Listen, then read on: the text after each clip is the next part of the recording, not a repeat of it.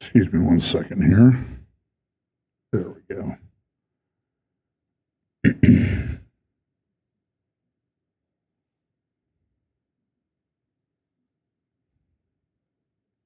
Okay, now we'll open in a word of prayer. Lord, thanks for the day. Pray that you'll bless our time together today. In Jesus' name, amen. Well, as you might appreciate, there's a lot to discuss about, to talk about. I did do a interview with Brian Schrager from Israel with my friend from the UK, Mark Sutherland, on, I think that was Friday. We hope to follow up and do another one on Tuesday. Brian, as you know, lives in Israel. And so we're trying to get his perspective on, you may have heard that there were some things going on in Israel and Iran this week. And I always start my update week with trying to catch up on things that I want to talk about in the future. And then reality has a way of sort of intruding into that. Particularly this week. And so I try to organize everything, but I will tell you that eventually I just give up because this week was probably the worst week. So anyway, so we, as you know, we talk about things in Bible prophecy here, and I think, boy, we're seeing a lot of things happening right now that are prophetically significant. I can't say that they're exactly fulfilling Bible prophecy, but they certainly are in the really serious stage setting things. So this week we're seeing a lot of things, and there's a lot of dispute in the Bible prophecy community. Are the seals opening? Have they already opened? They have to open at a certain period of time. I'm sort of taking an open view on this. I think that, as with most Bible prophecy, the declaration that this is that which is a fulfillment of the prophecies of the Bible is going to be something we'll be able to say looking backwards, not necessarily looking forward and saying this is exactly how it has to work out. Because, for example, this week we saw a bit of a, shall we say, a dust up between Israel and Iran. And we know that in Ezekiel 38 and 39, it talks about Persia coming in. That's clearly Iran. I mean, that's really one of the ones in Ezekiel 38, 39 that's easy. Persia, and then the regions of Turkey. So we know Turkey and Persia for sure, and then we argue about Russia and that type of thing. And so, but, the question is, how does this play into it, say, a future Ezekiel 38 and 39? And is this Ezekiel 38 and 39? And I think pretty clear that it's not, but it certainly shows the tension there. But how does that change if the Iranian regime falls? Which is a distinct possibility. I think that's the goal of a lot of people. So I'm going to try to, I'm going to go through some of the things this week that happened, and then I have one thing at the end that's something sort of related but off topic, but related to everything we talk about. I also want to remind you, so there'll be I will be doing a thing with Brian Schrager this week. Probably will be doing some others. I know Thursday at, I think it's 3:00 Eastern. I'll be doing something with Kurt Reed on his YouTube channel, and I'm sure some other things will come up in the meantime. And also on June 25th, a week from Wednesday, at 7 p.m. Eastern, we'll be doing although it might start at 7:15 because I have another obligation that keeps me occupied until 7 p.m. May start at 7:15, but that will be a prophecy roundtable on technocracy, transhumanism. And the thing that I'm talking about at the end, that will probably come up, and I think you'll see why. And I'm almost certain that I don't usually say this because everybody's talking about the same thing. I'm pretty sure nobody else is going to be talking about this last thing that I'm talking about today. So you have to stay all the way to the end.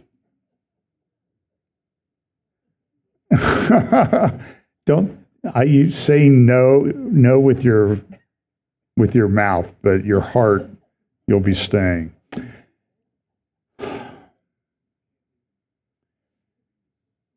So it seems like the one thing that's interesting about this time that we're alive is that the speed of things happening warps time. So, for example, when was it that Israel launched an attack on Iran? It was Thursday, right? Thursday night. But it seems like it was like a week ago, right? Because there's so much that's happened in the interim in the response of Iran. So this is from Israel Hayom's paper this morning, and this is just sort of a summary of all the papers around the world and what they're talking about. This attack between Israel attacked Iran, and you can see there the map in the center, the places that were attacked. It was a stunning operation. So I'm going to probably repeat myself a little bit as I go through this. It was an amazing operation. It had some hallmarks of the operation that Ukraine did against Russia. And we know from the attack that Russia did, or Ukraine did against Russia a couple weeks ago now, or a week ago. I don't remember, was it a week or 2 weeks ago? I think it was 2 weeks ago. That it was a pretty amazing operation. It had been in planning for 18 months. They were able to assemble drones and even manufacture drones in Russia and transport them close to the bases, because there's a couple things about drones. Drones are a huge change in warfare, and they're making warfare very asymmetrical, but there are limitations on drones. Drones generally, particularly if you're putting a heavy payload on them. So think of the DJI drones that you see down at Best Buy or other electronic stores, and you put explosives package on there, it's going to limit how far that drone can fly. So you have to get the drones close to the bases. So in the case of the Ukraine attack on Russia, they had to have some of those drones within 2 kilometers, that's 1.2 miles, of the target. Then they have to figure out the logistics. Okay, how are we going to get them there? How are they going to be fresh? How are we going to do this by stealth? So what Ukraine did was they set up a trucking company, and it appears that they also set up a defense manufacturing company within Russia. And they used people that were intelligence assets that don't like the Russian regime and want to help Ukraine. So they exploited that, and it appears they got a lot of people to do this. And some people may have been doing things and they didn't even know what was in the truck they were driving. I mean, it's sort of like you go to the store, your wife is in shopping, she brings all the bags out to the car. You don't know what's in there. You just trust that she's not, planting a bomb in your car, right? And usually that's the case, but we know that things can change rather rapidly in a relationship of that kind. And I'm not referring to myself by any stretch of the imagination, but the stealth nature of modern warfare is pretty amazing. So we had a big example of this back last September, October. It seems like it was years ago now, doesn't it? The beeper attack, where Israel took out a huge number of Hezbollah fighters. Israel had also begun decapitating the Hezbollah leadership. They had decapitated the Hamas leadership. And there's always people to replace them. That's not the issue. But the issue is the people who've been organizing these things for a long time, all of a sudden they're gone, and that puts a big hole in their operational capabilities. So Israel planned, for example, in the case of the beeper attack, 60 Minutes did a pretty good video on it, or a segment on it.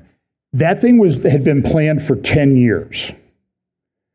They had operatives. They set up a company to get Hezbollah to buy these things. They then had to manufacture them. They had to change one of the batteries to a stealth part of the beeper to include explosives that would cause damage.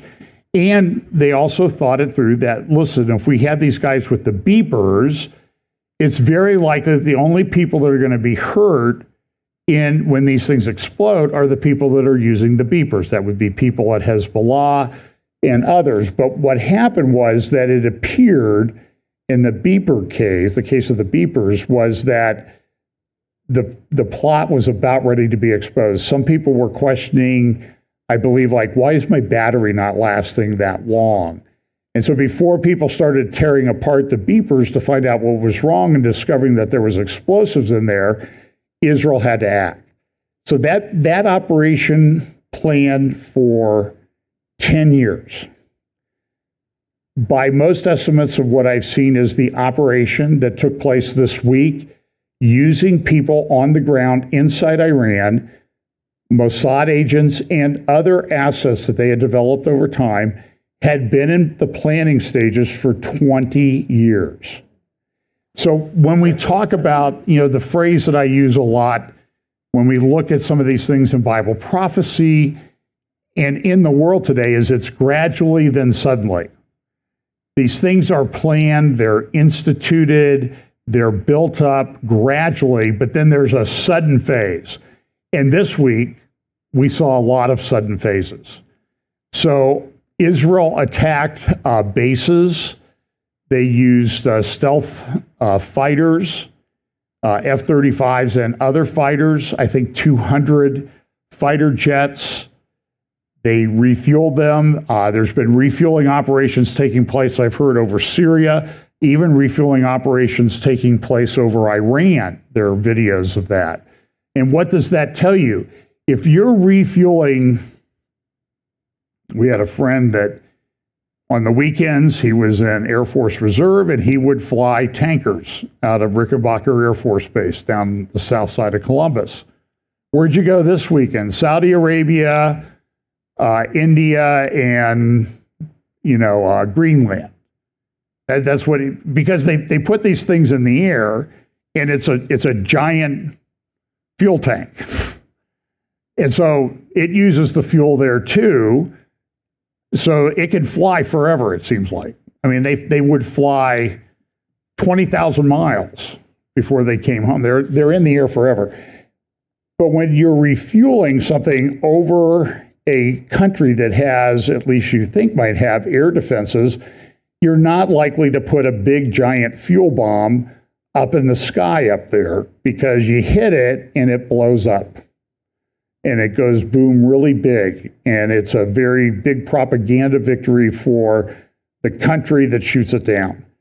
But the fact that Israel was doing refueling, and in some cases it's reported that American refuelers were being used by Israel to refuel the fighter jets. And so Israel engaged, I don't know how many sorties they ran. I don't have all the statistics on that. If you go to INSS, I think it's .org or .org.il. It's Institute for National Security Studies. It's a think tank in Israel. They've got a very good map of everything. The Institute for Study of War also has their blog site is understandingwar.org. And there's any number of places you go, you can find the maps.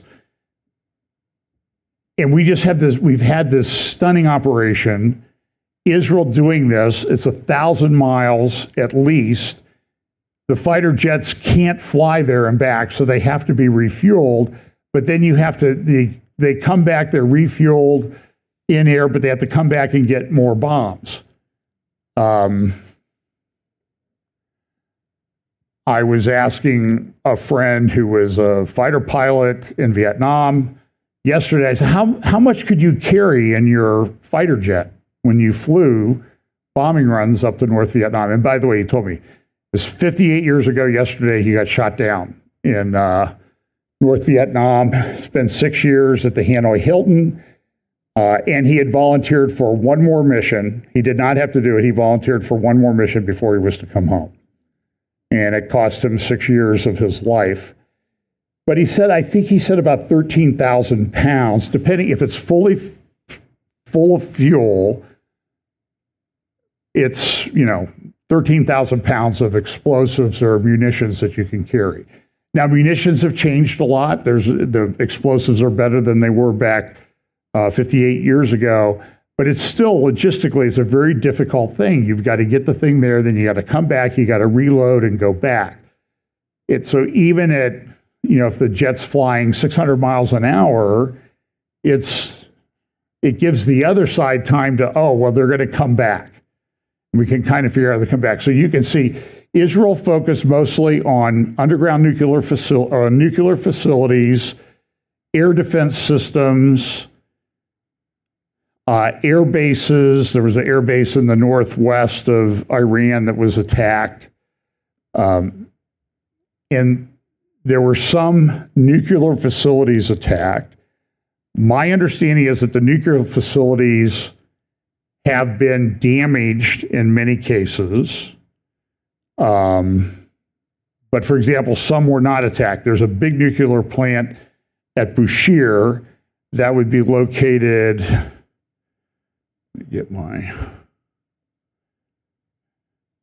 that would be down here along the Persian Gulf. In the Bushehr plant, and historically in biblical times, that would have been the area known as Elam. So there's a prophecy in Jeremiah chapter 49 about Elam. So you can see right here is Bushehr.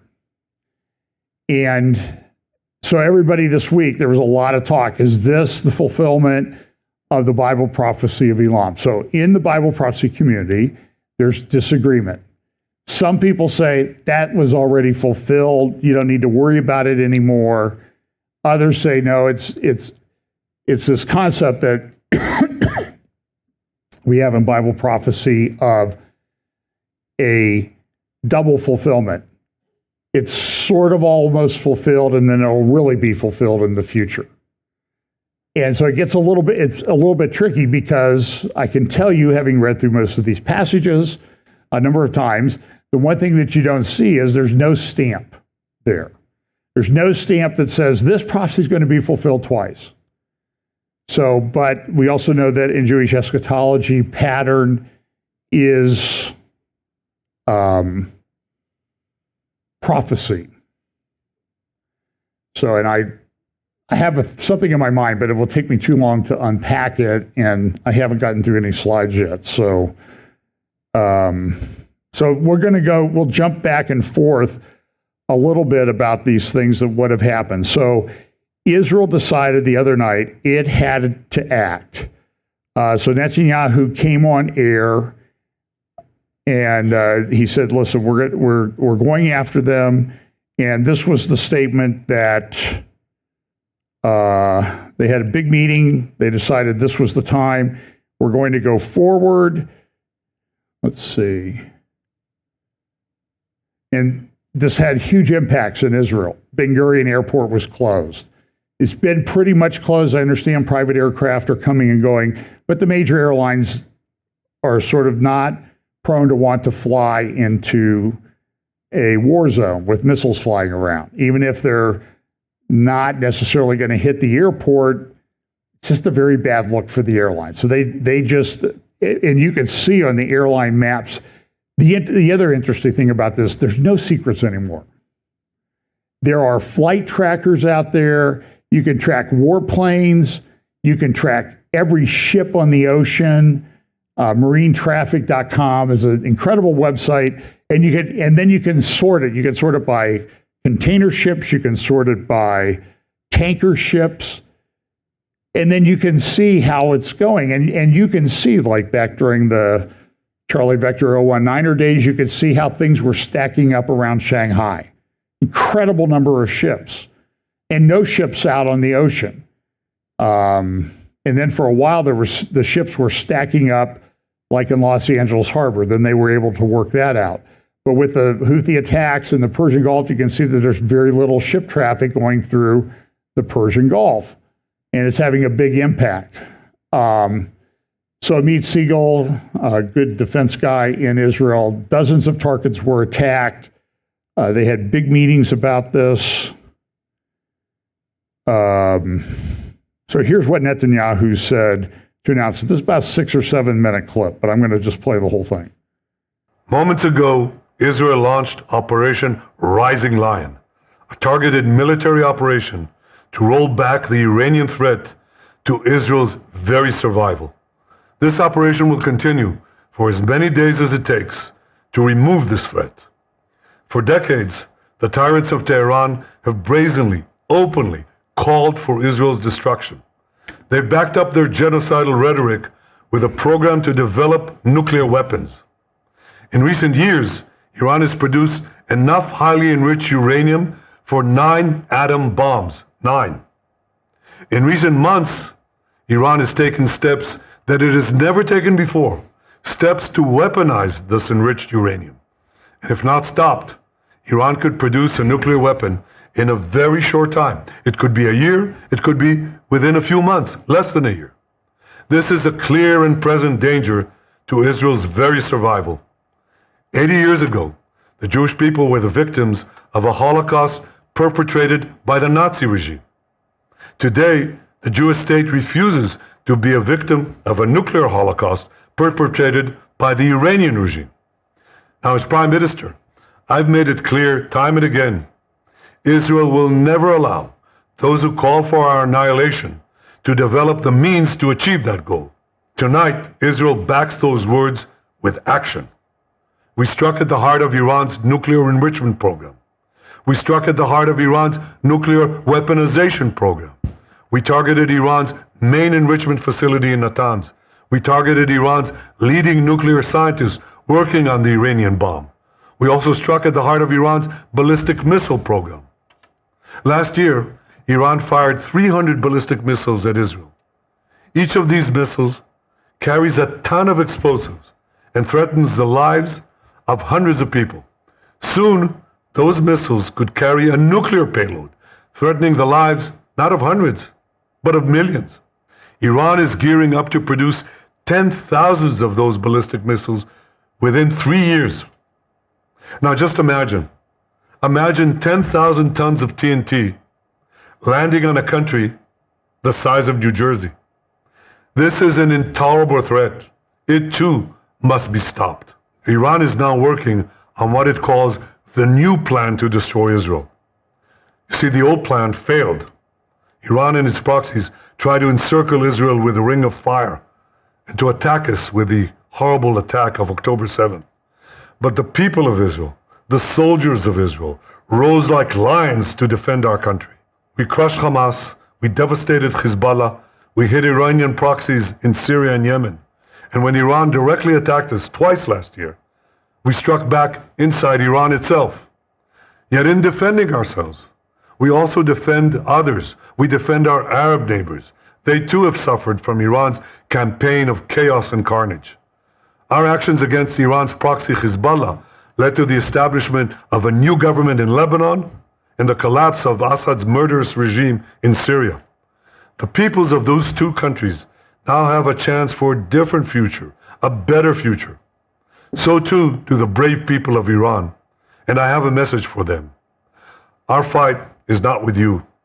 Our fight is with the brutal dictatorship that has oppressed you for 46 years. I believe that the day of your liberation is near. And when that happens, the great friendship between our two ancient peoples will flourish once again. I want to assure the civilized world, we will not let the world's most dangerous regime get the world's most dangerous weapons. And Iran plans to give those weapons, nuclear weapons, to its terrorist proxies. That would make the nightmare of nuclear terrorism all too real. The increasing range of Iran's ballistic missiles would bring that nuclear nightmare to the cities of Europe and eventually to America. Remember, Iran calls Israel the small Satan. It calls America the great Satan. And this is why for decades, it's led millions in the chants of death to Israel and death to America. Today, Israel is responding to those genocidal calls with action and with a call of our own. Long live Israel and long live America. Our action will help make the world a much safer place. I want to thank President Trump for his leadership in confronting Iran's nuclear weapons program. He has made clear time and again that Iran cannot have a nuclear enrichment program. Today, it is clear that Iran is just buying for time. It refuses to agree to this basic requirement of peaceful nations. That is why we have no choice but to act, and act now. The hardest decision any leader has to make is to thwart a danger before it is fully materialized. Nearly a century ago, facing the Nazis, a generation of leaders failed to act in time. They were paralyzed by the horrors of World War I. They were determined to avoid war at all costs, and they got the worst war ever. They adopted a policy of appeasement. They closed their eyes and ears to all the warning signs. That failure to act resulted in World War II, the deadliest war in history. It claimed the lives of 60 million, including 6 million Jews, a third of my people. After that war, the Jewish people and the Jewish state vowed, never again. Well, never again is now. Today, Israel has shown that we have learned the lessons of history. When enemies vow to destroy you, believe them. When enemies build weapons of mass death, stop them. As the Bible teaches us, when someone comes to kill you, rise and act first. This is exactly what Israel has done today. We have risen like lions to defend ourselves. Over 3,000 years ago, Moses gave the people of Israel a message that has steeled their resolve ever since. Be strong and courageous, he said. Today, our strong and courageous soldiers and people stand together to defend ourselves against those who seek our destruction. And by defending ourselves, we defend many others and we roll back a murderous tyranny. Generations from now, history will record that our generation stood its ground, acted in time, and secured our common future. May God bless Israel. May God bless the forces of civilization everywhere. Thank you. So look, Prime Minister Netanyahu has been going through a very tough time politically for many years. And in many respects, there are a lot of people in Israel that do not like him. And I will say that I love Israel. I've been there, hope to go there again. But I'm telling you that the Israel political system, I was there 2 years ago when they were forming the current government. It was, we went over to the Knesset as part of the media summit, met with legislatures. The government had not yet been formed, but the Knesset was meeting. And the whole thing sort of, to me, smacked of insanity. The way they organize things and the way they get these coalitions and they form coalitions, and this person doesn't like this person, and it's changed over the time. So, for example, there was a Knesset member, very intelligent lady, but she used to be in Likud. She's not in Likud anymore. I don't really want to name her because the point is not her. But then there was the new coalition. The new coalition had Ben-Gvir and Smotrich, and a lot of people on the others, even former Likud members, could not stand him. So when Ben-Gvir got up in the room after all these other members of Knesset had spoken to us from all these different parties, including liberal parties, left parties, Ben-Gvir got up, and all of a sudden, all the other guys, they had an appointment they had to get to. They all had to make a point. I've got an appointment I got to get to. I just can't say. I would love to stay, but I have to go, and I have this other committee meeting, and blah, blah, blah, because they didn't want to be seen in the same room with Ben-Gvir. And over the past week, there was some indication that maybe Netanyahu's coalition government was going to fall apart. He would have to resign. He would be a caretaker prime minister until yet another round of elections. I think that would be the sixth one in the last 3 or 4 years. 4 years. This one's lasted over 2 years, which is right up there. It's one of those biblical miracles that it's lasted that long. And Netanyahu, he's on trial. I'm a lawyer, so I can evaluate these things. These are the most ridiculous, stupid pieces of lawfare that I've ever seen. The Supreme Court in Israel is out of control. It's controlled by the wrong people. They need judicial reform. They need a constitution. I mean, it's just,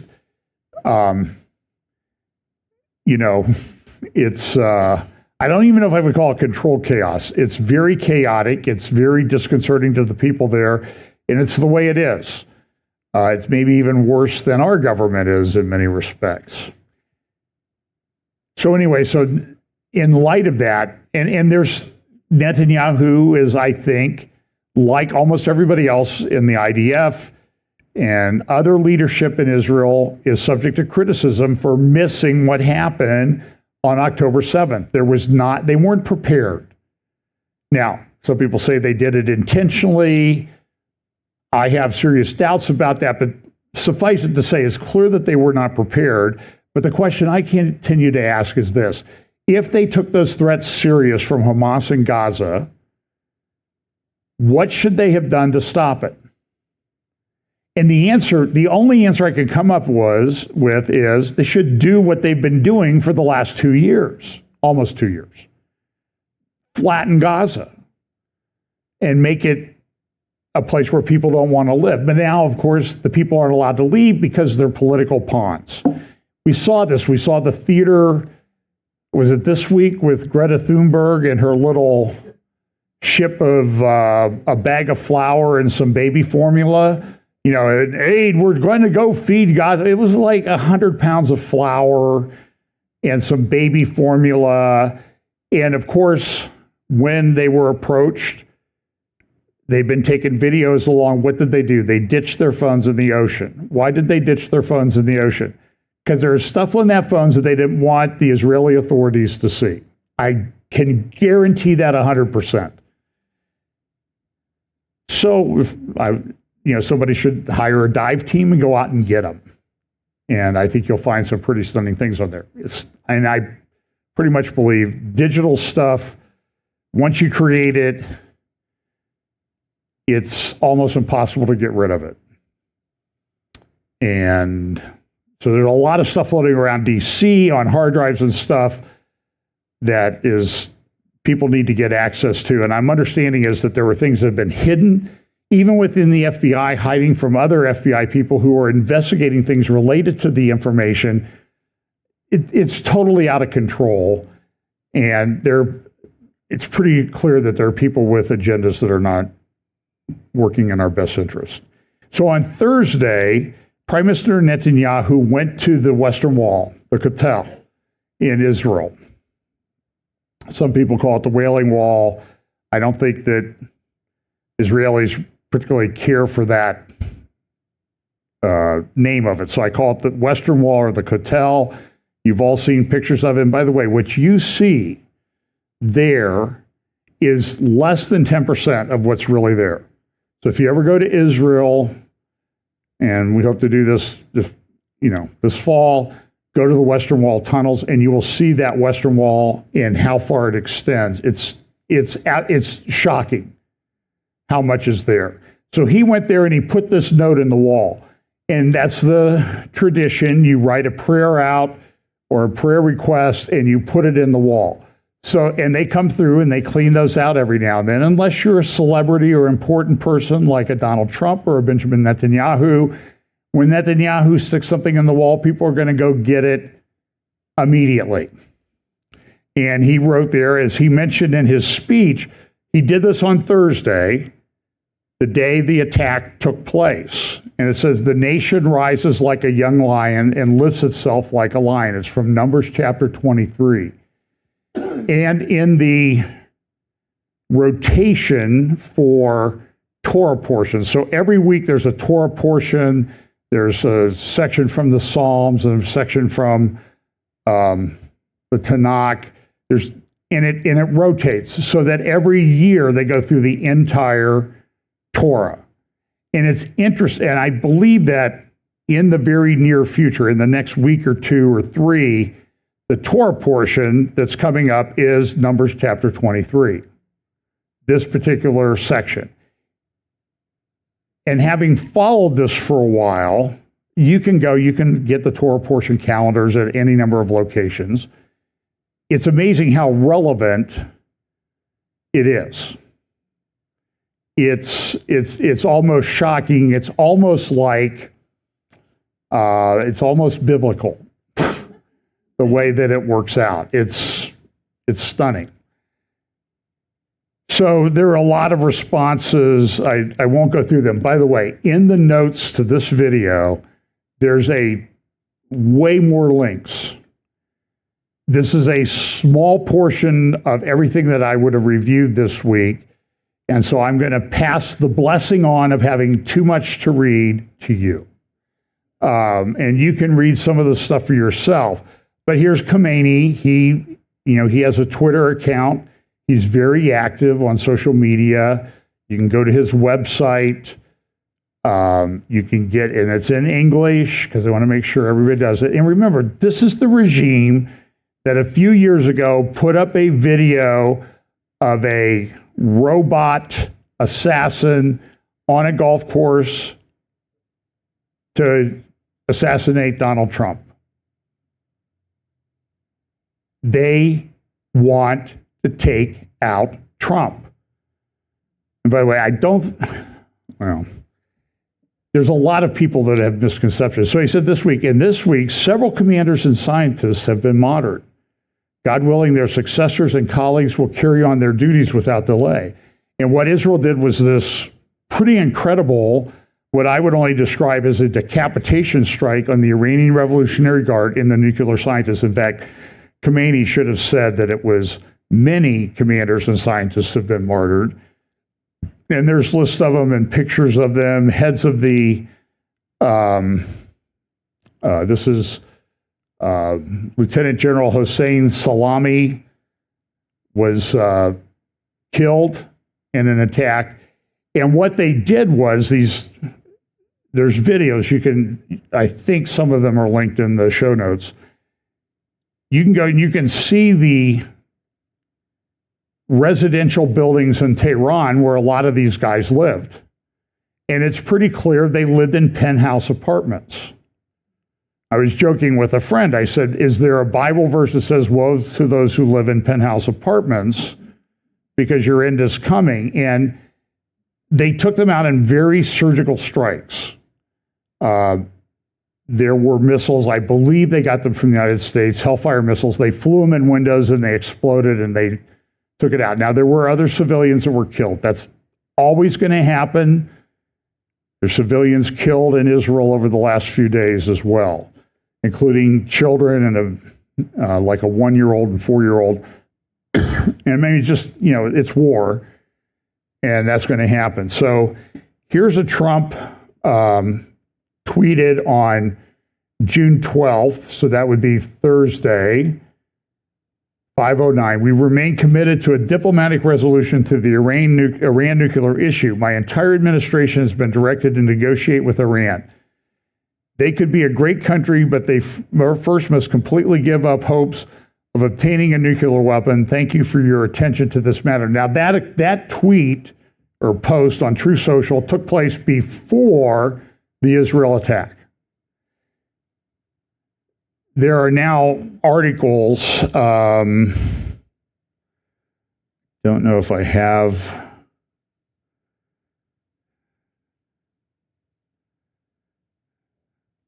you ought to see the mess this is. And I mean, I work, I get up at 3:00 on Sundays and it wasn't like I could get everything cleaned up. It's just, there were a lot. So there are a number of newspapers. In fact, I think the Jerusalem Post today has a big article, and I think the Wall Street Journal as well, about how Israel used deception. They used the United States trying to negotiate a deal as cover. And it appears that in some respects it worked, that the Iranians fell for it. So look at what's happened. Remember, we had the beeper attacks. Before that, they had taken out Hania and Tehran.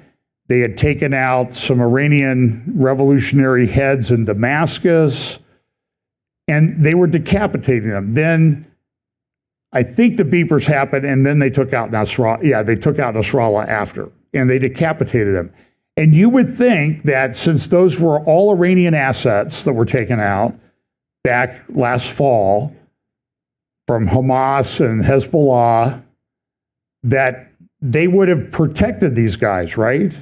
You would think that.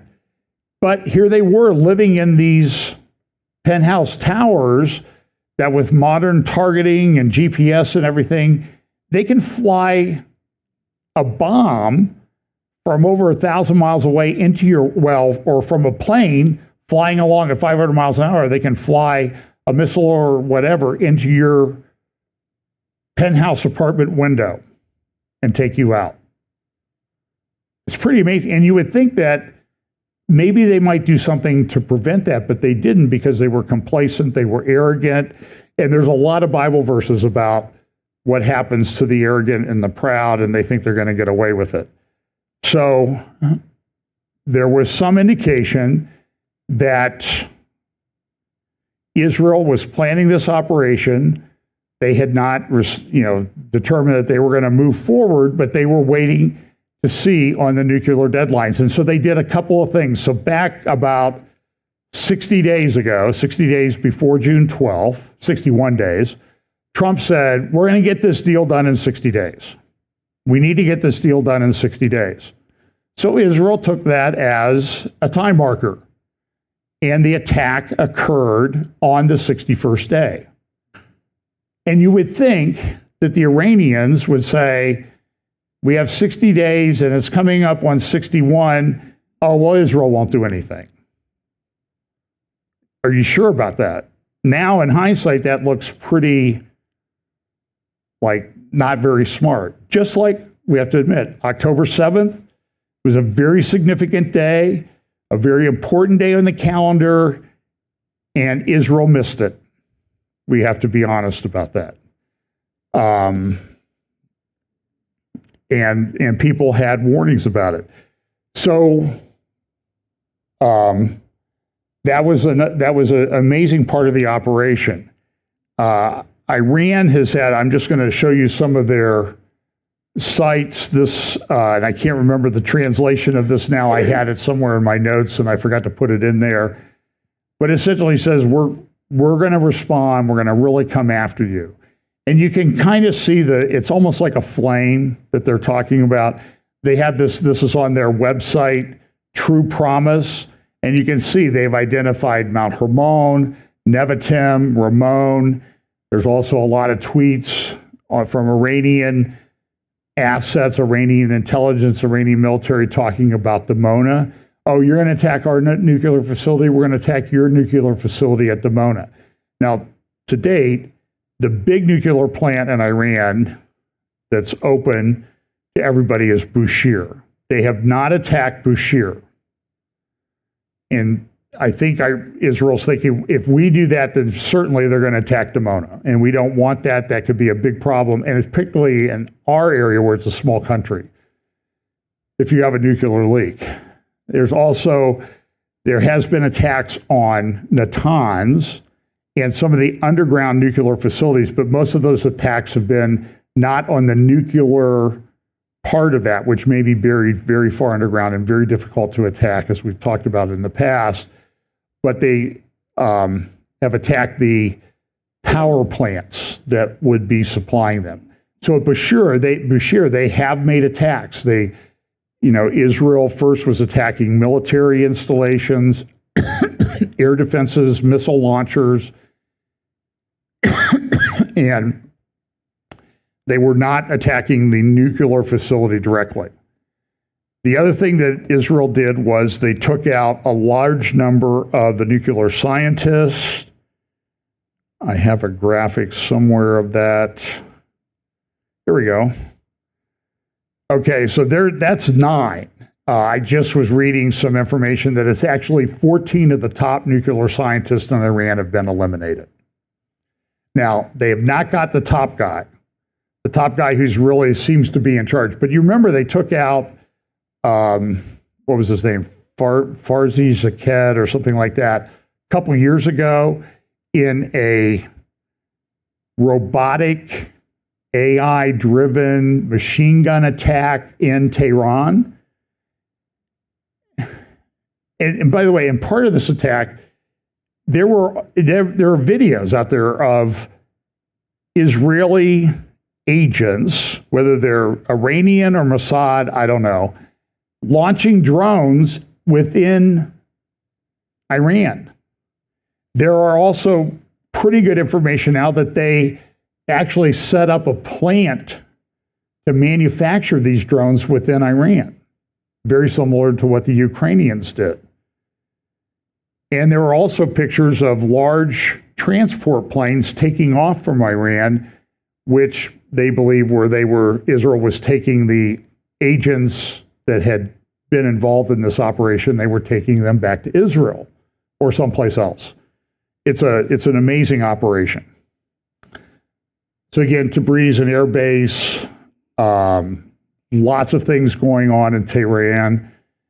And by the way, as Prime Minister Netanyahu mentioned, we're doing this to attack the Iranian regime, not the Iranian people. And Israel's been very careful, not 100% perfect, they've been very careful not to go after the civilian population. Unlike Iran, by the way, there's been hundreds of missiles, ballistic missiles, launched into Israel. Some of them gotten through, they've overwhelmed the system. And sometimes when you watch the videos of them, you'll see them come in almost a straight line, one right after the other. I believe that's by design, because it's designed to overwhelm the system, because the system sees the first one coming, fires at it, and then there's ones coming right behind it. And so there's been at least, I believe, 10 people killed, 300 injured, some critically in Israel. In Tel Aviv, the IDF headquarters was hit. It's war. I mean, this is war. I have many friends in Israel. I've been communicating with them. One of my friends said that her daughter said, "We're not going to get killed by a missile. We're going to die from exhaustion," because they've gotten about 15 minutes sleep in 3 nights. And it's wearing, and there are sirens and warnings. I have the Zofar app, and it goes off all the time. So this is one of the examples of all of those red areas are not necessarily targets, but they're areas where there's a warning. And they've issued countrywide commands: go to your bomb shelter.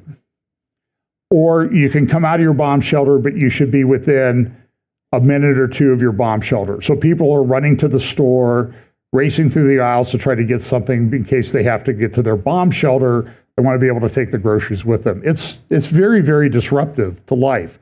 Same thing's going on in Iran with the attacks from Israel. This is Israel. And it's interesting that the Iranian papers haven't really been publishing much. So Tehran Times is a newspaper I read most every day, but they haven't really published any newspaper for a few days.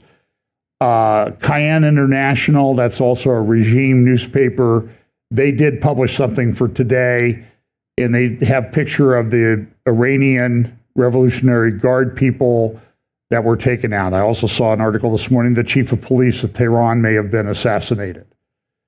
And they're saying we're going to ruin the Iranian regime. And they publish these posters. For example, here's some posters that they have put up on social media.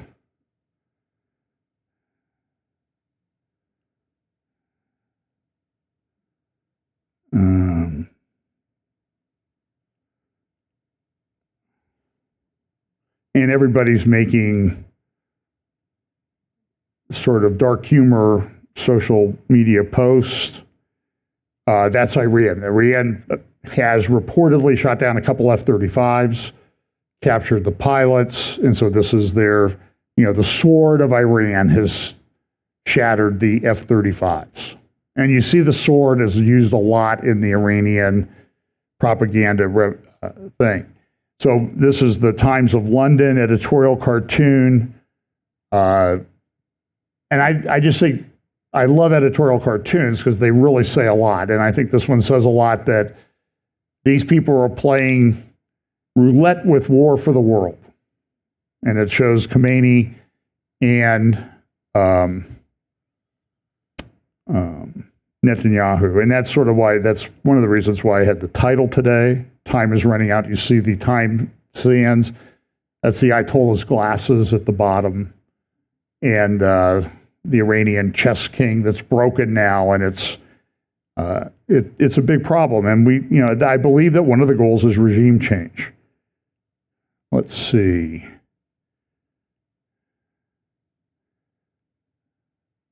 So Natanz enrichment site, as I said, I don't know that they've been able to reach the underground facilities.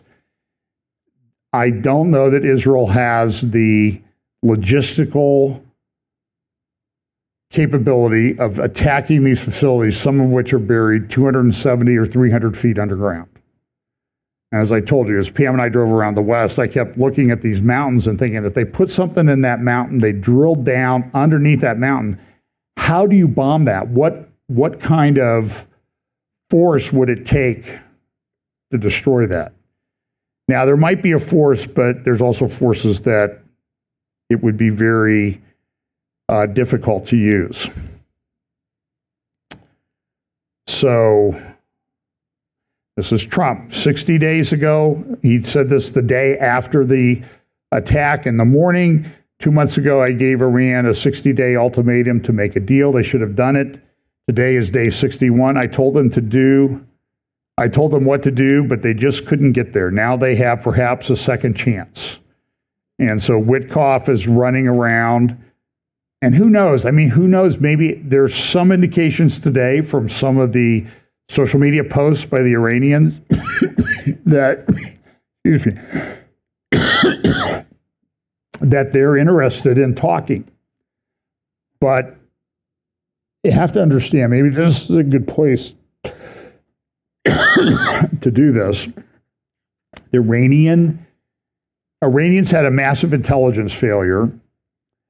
But what is one of the things, I know I said this on a podcast this week, one of the things the Iranians, Trump wants a deal. To us in the West, a deal is a deal. The Iranians want to negotiate. That's their art of the deal. And they get a deal by not making a deal because they continue to enrich their materials. So, in fact, there was a tweet today.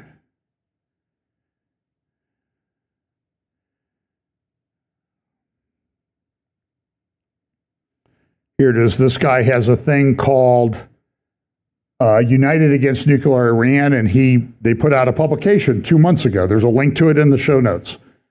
We often hear claims about Iranians being very good negotiators, but this is in part because the West is completely unfamiliar with the nuances of the Iranian Islamist psyche, which shapes the Islamic Republic's negotiating approach. Here is a guide. And so they go through. I'm going to give you the 10 negotiating tactics, which include this: deception. The grass can be greener, promising vague future rewards to keep talks alive without offering anything concrete. And just think back of all the Iranian negotiations we've been reading about for years. This is exactly what they do. So you can get this PDF and you can read a nice, well-done thing. Good cop, bad cop, exploiting the illusion of political pluralism in Iran. Use moderates versus hardliners to extract concessions, even though all power lies with the supreme leader. Next one, the promise of lucrative post-sanctions business.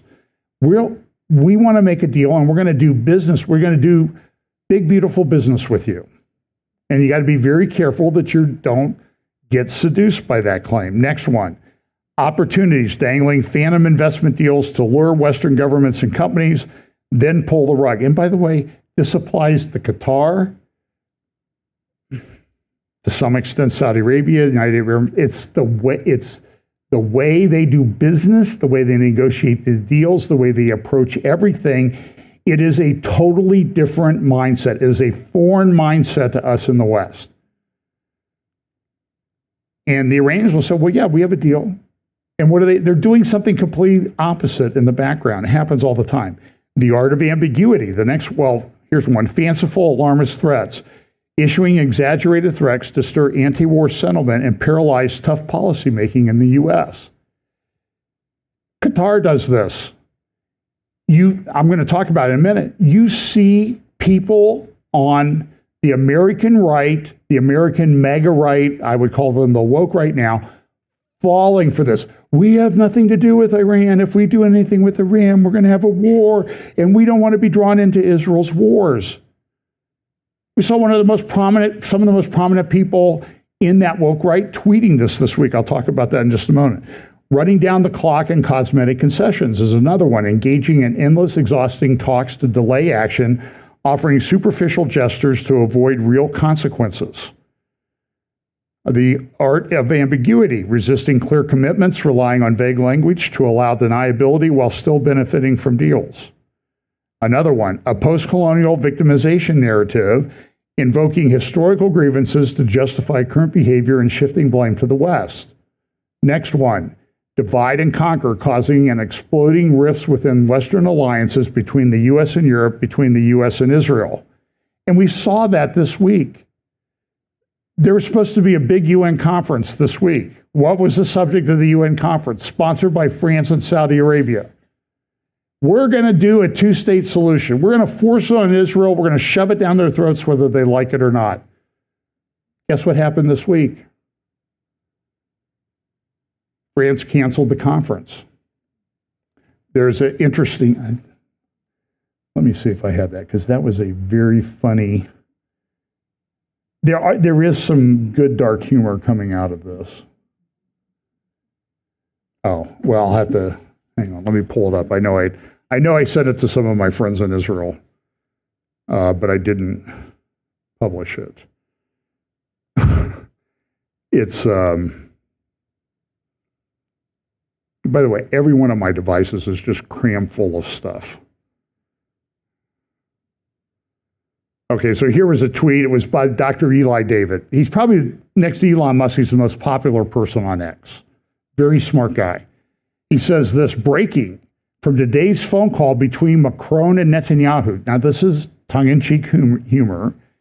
And it says, Netanyahu, President Macron, I need your help with Iran. Macron, no way. France won't join your attack. Netanyahu, actually, I wanted you to teach them how to surrender. And sometimes there's some really, I love humor because it's a way of telling some really hard truths without getting smashed in the face, most of the time. So the negotiating is a problem. This is a young, I say young lady, she appears young to me, so it's all relative. This will show you, this is an interesting tweet from the IDF showing that, see the difference? This is where the IDF targeted, this is where Iran's targeting, all civilian populations. In fact, my suspicion is that some of the buildings that were hit with missiles are older buildings. They don't have upgraded safe rooms. They're not as structurally sound. So some of those buildings have collapsed. And I'm almost positive that the Iranians targeted those specifically. Israel flew it into the window of a building, but they targeted the building so the building would collapse. And listen, there are no secrets out there anymore. I mean, Google Maps, Google Earth, you can watching one of those funny videos on Facebook that pop up all the time. And they were driving, the background video was they were driving down a street in Scotland. And I recognize it because I've driven on that street in Scotland. Like now, it had nothing to do with the video, but it sort of brought back memories of, yeah, I drove down that street. I remember making that turn and going around and around that roundabout a few times before I figured out which was the fifth exit when it looked like there were 17. And my idea of an exit was apparently not the same as the GPS, but that's you don't want to hear about my problems, right? And so this is a poster in the Tehran where they put up the pictures all the time. Remember the one they had the pictures of the missiles coming in with the Temple Mount? And you'll see the pictures that There are demonstrations in Tehran with regime supporting people, and they've brought out what I call the Dome of the Rock bouncy house. They have like this inflatable Dome of the Rock, and they bring it out, they blow it up, and they parade it around. And my hope is that AI that's doing targeting someday will say, hey, seems important that must be an important target for the Iranians. And so we'll build that into our targeting system, and then temple rebuilding problem solved, right? Israel didn't have to do anything.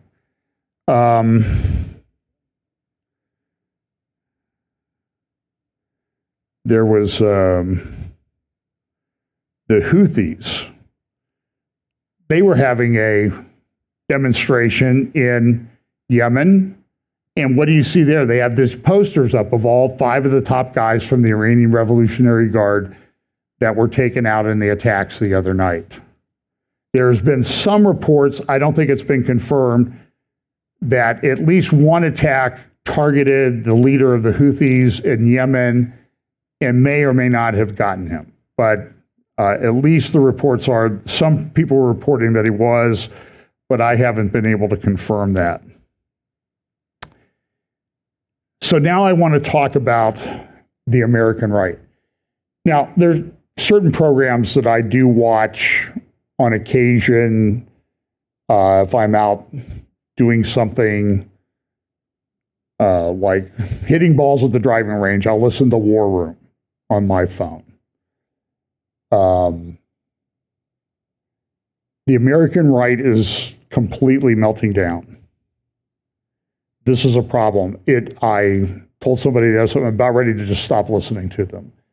The top people at War Room and a lot of the commentators, well, we can't be drawn into Israel's wars. This is the Jews bringing us in again. Everything is done. And what's Thomas Massey, Rand Paul, this is sort of one of my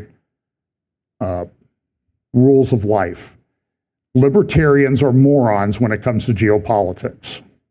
They don't understand what happens. Prove me wrong. But they always say, well, we have so much money to Israel. And I saw Jonathan Conricus, he used to be the spokesperson for the IDF. He was on Piers Morgan this week. He was talking to an Egyptian guy. And of course, all the people said, oh, the Egyptian guy destroyed the Israeli guy. It's not what happened. But Conricus made a very good point. The Egyptian guy was complaining about all the money that the U.S. gives to Israel. Okay, there is a lot of money. It's not like cash that exchanges hands. It's much more complicated than that. But Conricus made the point, former IDF spokesperson, Israel or Egypt is the second largest recipient of foreign aid from the United States. And Tucker Carlson, who's now referred to by, he and Mark Levin are really going at it. It's kind of entertaining to watch. Mark Levin refers to Tucker Carlson, he calls him Chatsworth Catarlson, which I think is a perfect name. But there were all these people yesterday, we can't get involved in a foreign war, we can't get involved in a foreign war. And I will, whether you like Trump or not, he does sort of reach a conclusion, which you may not like, but he does reach a conclusion. So here's what Tucker Carlson said the other day. The real divide, and you can imagine he's saying this with his face all scrunched up. The real divide, so just do that, okay.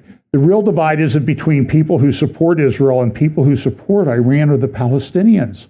The real divide is between those who casually encourage violence and those who seek to prevent it, between warmongers and peacemakers. Who are the warmongers? Well, they would include anyone who's calling Donald Trump today to demand airstrikes and other direct U.S. military involvement in a war with Iran. On that list, Sean Hannity, Mark Levin, Rupert Murdoch, Ike Perlmutter, and Miriam Adelson. At some point, they will all have to answer for this, but you should know their names now. Okay, thank you, Tucker. Personally, now I know who to follow.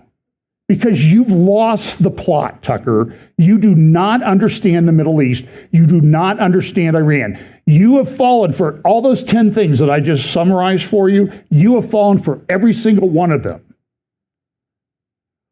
And Chatsworth Catarlson is a perfect name to apply to you.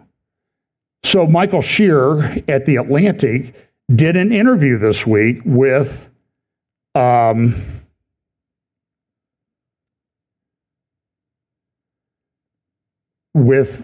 The Atlantic is a left-leaning magazine, but the interesting thing about Trump is he'll talk to anybody. And like it seems like he talks 24/7, to be honest with you. Like, take a nap, go play golf or something, and leave your phone behind. New, in a Saturday phone call with me, Trump pushes back on mega opponents of U.S. support for Israel attack on Iran. Well, considering that I'm the one, he says this, considering that here's from the article.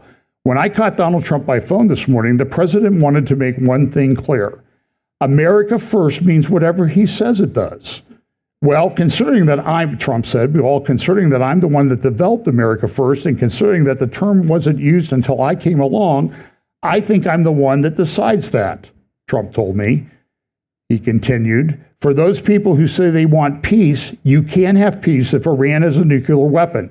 So for all of those wonderful people who don't want to do anything about Iran having a nuclear weapon, that's not peace. And I say, you know what? That's right. Whether you can hate Trump, but you cannot say that he's incorrect on that. The article continues, his remarks, this is the Michael Shears, the author of the article at The Atlantic, his remarks were a response to my question about critics such as Tucker Carlson, who have loudly argued against U.S. support of Israel during its attacks on Iran. As an anathema to the America First way of doing things, over the course of our conversation, the president defended his efforts to bring an end to multiple conflicts despite growing violence in the Middle East. He also struck an overall optimistic tone about world affairs. I think we have done very well, he said, of his administrative efforts. And by the way, we've got these protests going on across America. We've got these judges issuing these ridiculously illegal, stupid, unfounded injunctions. It's totally out of control. And the interesting thing, I have a video here. You can see that these things kind of circle around.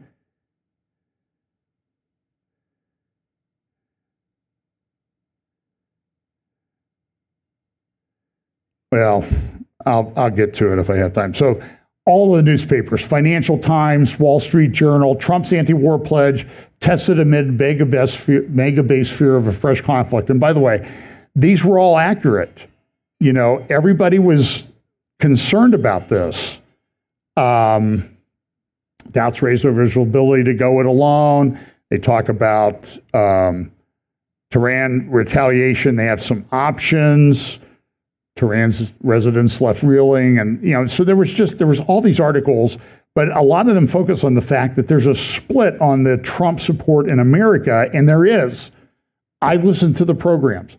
I read Tucker Carlson's tweets. I read, pray for my mental sanity, Candace Owens' tweets, and a lot of it, by the way, in the case of Tucker and Candace, it's based on really, really bad theology and conspiracy theories that have long been proven to be frauds, but they kind of recycle. So,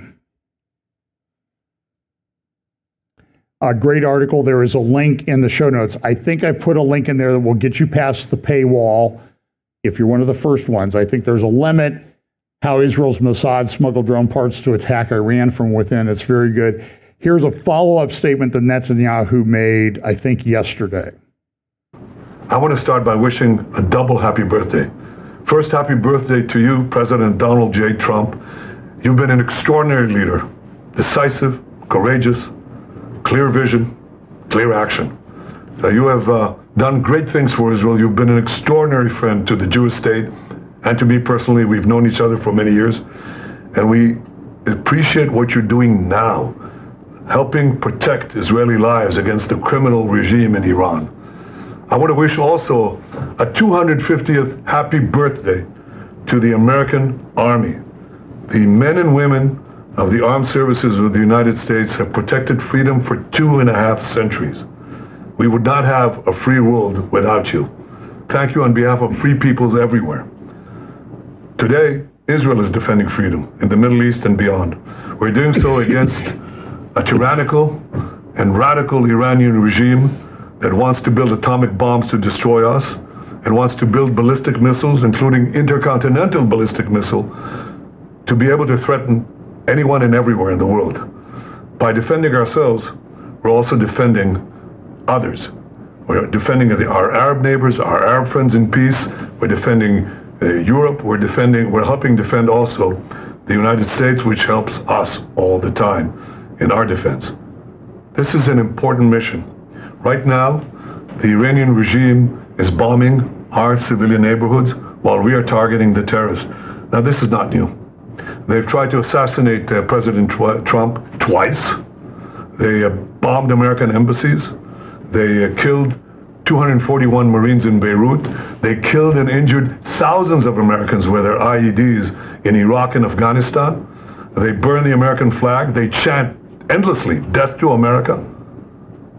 Our enemy is your enemy. And by doing what we're doing, we're dealing with something that will threaten all of us sooner or later.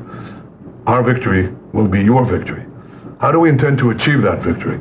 Well, we've already done great things. We've taken out their senior military leadership. We've taken out their senior technologists who are leading the race to build atomic weapons that would threaten us, but not only us. We've done all that and many other things. But we are also aware of the fact that there's more to be done. So we're preparing. We paved the way to Tehran, and our pilots over the skies of Tehran will deal blows to the Ayatollah regime that they cannot even imagine. And I can tell you this, we have indications that senior leaders in Iran are already packing their bags. They sense what's coming. I'll tell you what would have come if we hadn't acted. We had information that this unscrupulous regime was planning to give the nuclear weapons that they would develop to their terrorist proxies. That's nuclear terrorism on steroids. That would threaten the entire world. This is what Israel is doing with the support, the clear support of the President of the United States, Donald Trump, and the American people, and many others in the world. So with God's help, and with the goodwill and resolution of all free societies, we shall win. And so what you see is, I think this is an AI-generated thing but he who touches you touches the apple of his eye. That's from Zechariah chapter 2. And I think we're seeing this play out right in front of us. And there's a lot of things that people are doing. So there were reports. We knew the attack was coming. How did they know the attack was coming? I don't know. There must be an app to track this. They were tracking how much pizza was ordered to be delivered to the Pentagon on Thursday. Because they figure these guys are going to be sitting around eating pizza because they're going to be up all night. I mean, this is Newsweek magazine, by the way, so it's hardly a fly-by-night. But look at this. This is a picture of a protest. We saw protests all this weekend, right? Pro-Hamas, pro-Palestinian, the keffiyehs everywhere. And yesterday, those protests continued, but there was a subtle change. Look at this video on the right. The fact that the Palestinian Solidarity Campaign has suddenly become the Iranian Solidarity Campaign is indicative of the fact that it's nothing more than an anti-Israel hate group. And I would include Tucker Carlson within this group. It's clear, and I've been told by people inside Fox, it was clear this was his opinion years ago. He just never talked about it. He got paid millions by the Murdochs, and now he's making millions from other people funding him. The mask is off, and you can see what he's really on. And so this is another one that Wall Street Journal reporting this morning. Iran's supreme leader is not off limits in Israel's strike, Israeli officials say. And that's true, but we got to go back to the negotiating for just a moment. And then I have one thing to do, and I will finish, even though I'm not done, but you've endured enough. So here is, her name is Navari. I can't remember her first name. She's talking about how the Iranians negotiate. This was on Fox on Friday or Saturday. One of my friends whose mother lives in Iran, she called him and said, tell Mr. Trump we're ready for his bombs. The people of Iran want to be set free. But I do want to comment a little bit about negotiations and having talks with Iran. Mm-hmm. Every person in the US and elsewhere that is of Iranian descent understands this government will shake your hand in diplomacy with their right hand and will be enriching uranium in secret with their left hand. This democratic, the Democrats thinking that the Iranians believe what we believe and think the way Americans believe is naive and it's narcissistic. The Iranians do not understand negotiation. They see it as a weakness. They love to talk, they love these delays, and meanwhile they're continuing to enrich uranium. The only language this Iranian regime understands is force. It is the only language they respect and they will listen to. And overwhelming power, like what Israel did tonight, is the only way to achieve peace in that region. So, and I want to say one more thing. Iran is not Iraq. The American people, look at Iraq and they say we got rid of Saddam Hussein and somebody worse came in. Maybe the people of Iraq are not ready for democracy. The people of Iran are ready for democracy and they're hungry for it. And I hope that the weakening of this regime in Iran by what Israel has done tonight will allow them to rise up and take the beautiful country back. By the way, I saw videos from Tehran and other cities in Iran as the missiles are flying and the people are dancing in the streets. Now, there have been reports of big Christian revival, I guess, in Iran. I pray that that's true. I'm always skeptical of these things, so don't take my skepticism as being a wet blanket. I try to be a realist in these things, and I pray that it's true. But assuming that that's true, that there's a lot of things that are happening here. So I have one more thing. Well, by the way, negotiating with the Iranians is well known in the Arab world as a big problem. This is from 60 Minutes 8 years ago. A guy named, you would know as Crown Prince Mohammed bin Salman. He had, I believe, just been named as the Crown Prince in 2017 when he gave this interview. This is a 1-minute clip of him speaking to 60 Minutes in 2017. You've been rivals for centuries. At its heart, what is this rift about? Is it a battle for Islam? Iran is not a rival to Saudi Arabia. Its army is not among the top 5 armies in the Muslim world. The Saudi economy is larger than the Iranian economy. Iran is far from being equal to Saudi Arabia. But I've seen that you called the Ayatollah Khamenei the new Hitler of the Middle East. Absolutely. Why? Because he wants to expand. He wants to create his own project in the Middle East, very much like Hitler, who wanted to expand at the time. Many countries around the world and in Europe did not realize how dangerous Hitler was until what happened happened. I don't want to see the same events happening in the Middle East. Does Saudi Arabia need nuclear weapons to counter Iran? Saudi Arabia does not want to acquire any nuclear bomb. But without a doubt, if Iran developed a nuclear bomb, we will follow suit as soon as possible. By the way, there's also a very famous video clip, you can easily find it, of another one of the Saudi princes talking about Qatar. And I don't understand this. If Tucker Carlson did a minute of research, he would find this video. And in that video, you look it up, the Saudi prince says, they ask him about Qatar, and he says, we don't have anything to do with them. We don't like them. They live right next door. Why don't we listen to some of these people when they say these things? We act like we're so much smarter. We don't understand Islam in the West. We don't understand how the Iranians negotiate. Talked about it a lot. And I hope President Trump and his team is getting the message. of what we've gone through. Sometimes listen, Iran negotiates their way. Israel's been negotiating their way this week, and I'm glad for that. So there's two ways to negotiate. You can sit down at the table, or you can file lawsuits and all this stuff, or you can attack. So I'm going to talk about one more thing. So I've got a Technocracy roundtable, Technocracy, Transhumanism, Technology, AI roundtable coming up on June 25th at 7 p.m. Eastern. Patrick Wood, Britt Gillette, Scott Townsend, Pete Garcia. And believe me, we have a lot to talk about. And Patrick's thesis, he did a great talk out in Phoenix last week, and I think I mentioned it last Sunday, about this technocracy thing is almost unstoppable. And it's a big quandary. Talking to friends that are journalists in DC, texting with them this week, there's no regulation. The new bill that's coming out that may be approved says no regulation by any state for 10 years on artificial intelligence. I don't like that. But we live in a world where nobody's regulating it. And how do we as a country develop and protect ourselves when nobody else? You understand, it's a huge quandary. It's very difficult to deal with.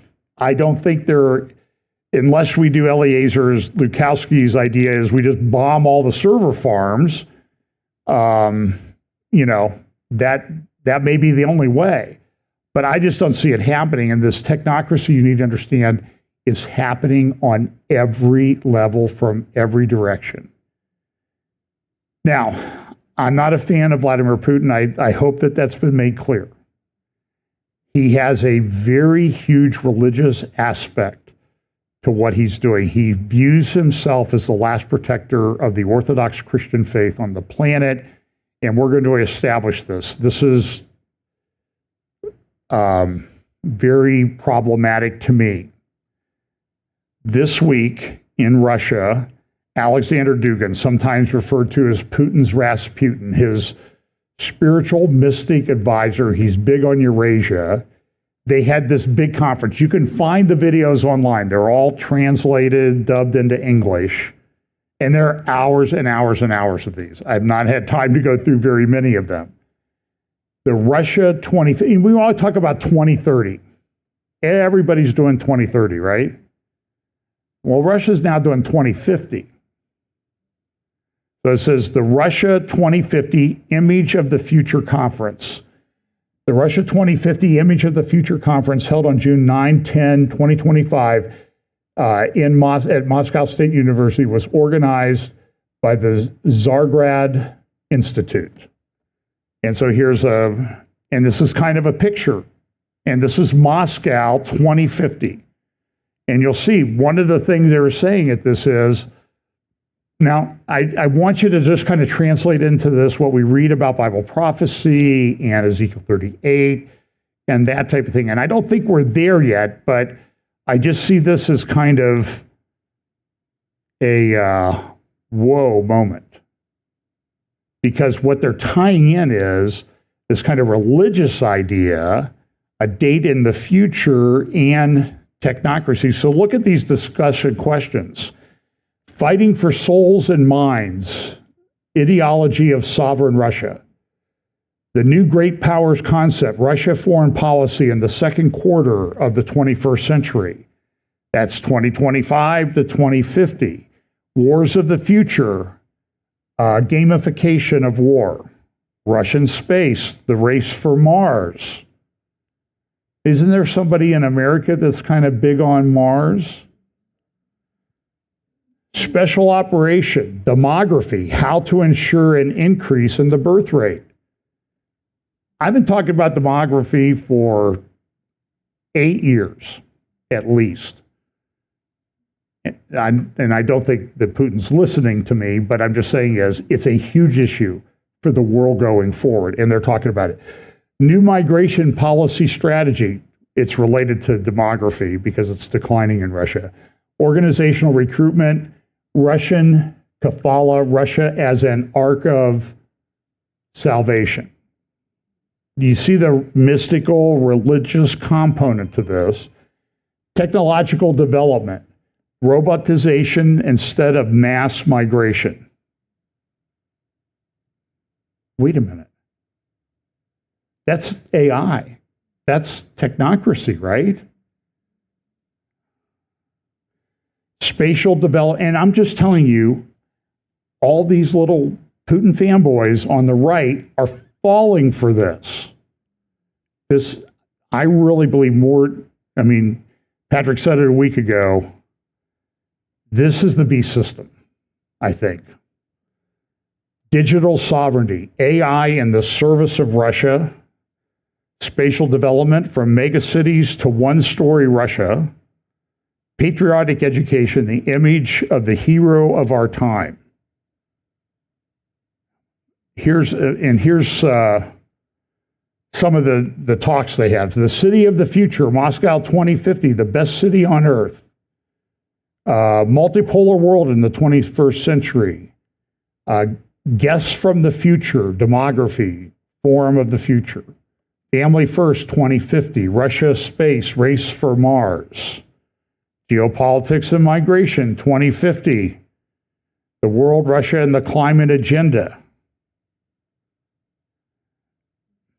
And guess what I'm trying to say is, I hear all this Putin's against World Economic. This is the World Economic Forum in Russian language. Am I right? Here it is. Prove me wrong. Go watch the videos. Go read Dugin's blog. Cyber Wars and Information Security. And who spoke at this conference? Well, let's look at some of these people. Here we go. Of course, here's Lavrov, Foreign Secretary of Russia. Here we go down here, George Galloway, big leftist from the UK. You see him at all these conferences. You see him on Piers Morgan and stuff all the time. Let's go. Jeffrey Sachs, he was just on Tucker Carlson the other day. He's a pro-China Agenda 2030 UN Marxist, communist, absolutist, pro-Russian. Jeffrey Sachs. He was just on Tucker Friday because he was fresh off the conference in Moscow. Let's see. So Jeffrey Sachs, Alex Jones.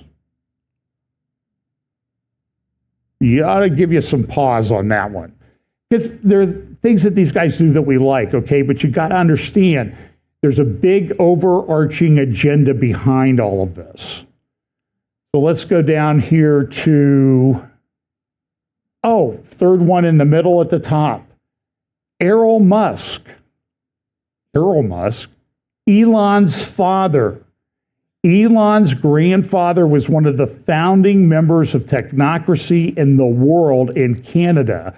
So much so that Canada wanted to put him in prison for treason. So he fled to South Africa. How Elon ended up being born in South Africa. Anyway, I'm just telling you, I mean, I'm looking at this and it just blew my mind. It really did. And I don't know how it just popped up in my feed somehow. Oh, I follow Alexander Dugin on Telegram. And, boy, you want to go down a rabbit hole? Follow somebody like that. I mean, if you sleep at night after that, you're a good sleeper. So I'm still sleeping. I'm just telling you, folks, we live, so I go back to my title today.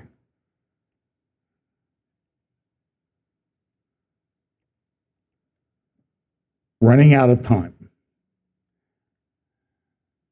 On the prophetic clock, we are on many, many, many levels. In fact, I would say on virtually every level that we're watching at, time's getting short. How close to the midnight hour? I don't know. But it's close. So pay attention, stay in the Word. you can follow these guys, but don't be duped by them. That's always the thing. You got to listen to what they say, understand their arguments, but stay in the Word and be firm in the faith, not wavering. Pray for opportunities to share the gospel, because, boy, I do think we live at a very disruptive time, and that's a great opportunity to share the gospel. So let's pray. And again, I've got some things coming up this week, so follow the YouTube channel or me on social media, and those will come up. So let's pray. Lord, thanks so much for your word. Lord, pray that you will always keep us rooted in the faith, guided by the Holy Spirit, committed to the truth, and always looking for opportunities to share the gospel with those around us, because time is short. Of this, we have no doubt. Bless us this week. In Jesus' name, amen.